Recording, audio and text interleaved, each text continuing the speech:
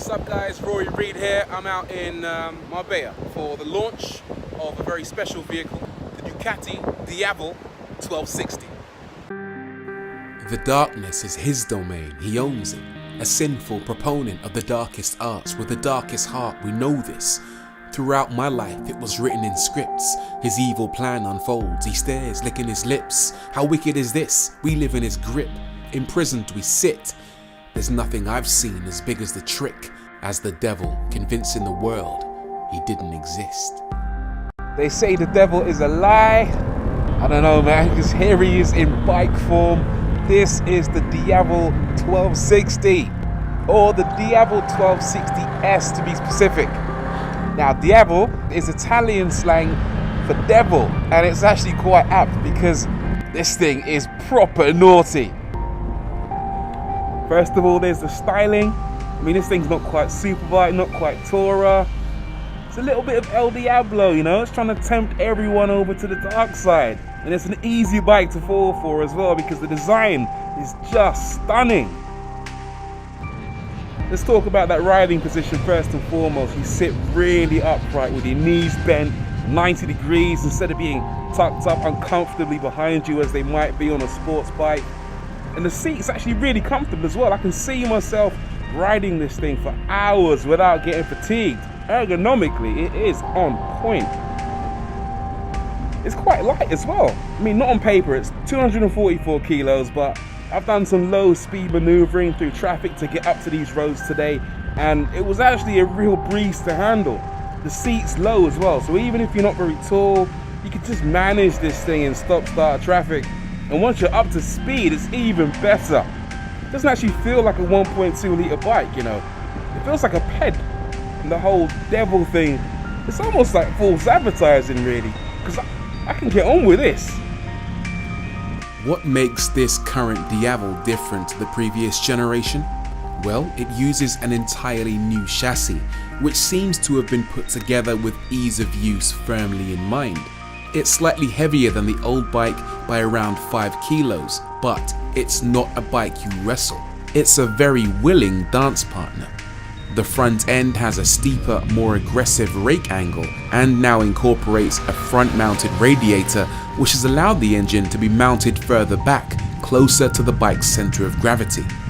It also has a shorter single-sided swing arm, though the entire bike is 10mm longer than before, which may aid stability.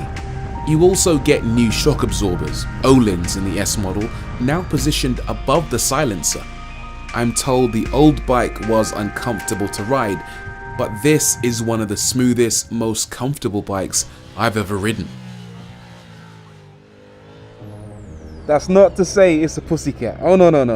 Alright, the engine, it's a 1262cc V-twin that has upsides as well as downsides. Okay, first the upsides. It seems like it's got a virtually limitless supply of torque. You twist the throttle and it just bangs out a massive 95 foot-pounds up at 7,500 RPM. And actually, 75 foot-pounds of that is available from 3,000 RPM. I've come off riding a BMW S1000RR as my daily, and on this, I feel like I'm short shifting. You ride the Diavel a lot like you drive a car. You don't need to wind it up to ludicrous RPM levels like 13, 14, 15,000 RPM before it shoves you down the road.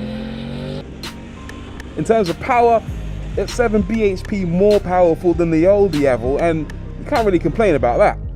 What you can complain about though is the throttle response is too abrupt, especially in sport mode and in touring mode. It's way too difficult to balance the throttle mid-corner. The slightest movements with your wrist can result in these massive responses that send the weight from the front to the rear in quite a disconcerting way.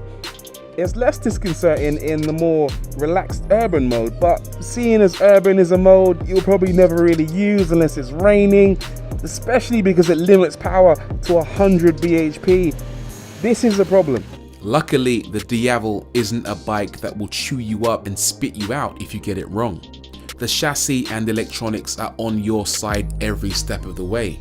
Traction control, cornering ABS, wheelie control, it's all there to stop things getting out of hand. And impressively, these systems don't feel intrusive at all. All of those aids give you the confidence to really push the Diavel and try and ride it like a sports bike. Except it really isn't a sports bike.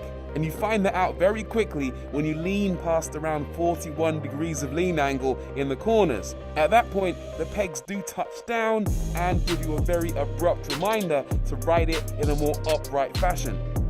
If you ride it while keeping in mind that this isn't a sports bike and that it's more of a tourer, then that's when it becomes a really rewarding bike. It's a bike you can easily get along with day to day.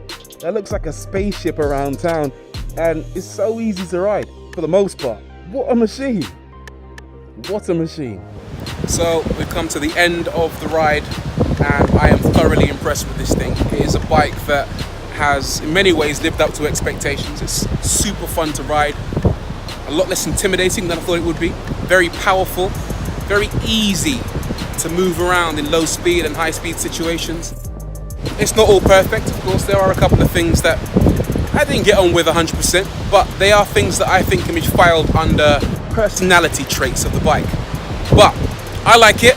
Question is, do you? And do you think that this bike should be my next bike? I don't know. I'm still in two minds about it, but let me know what you think in the comments below. In the meantime, don't forget to like. I'd appreciate that. And also don't forget to subscribe. Thank you and peace out.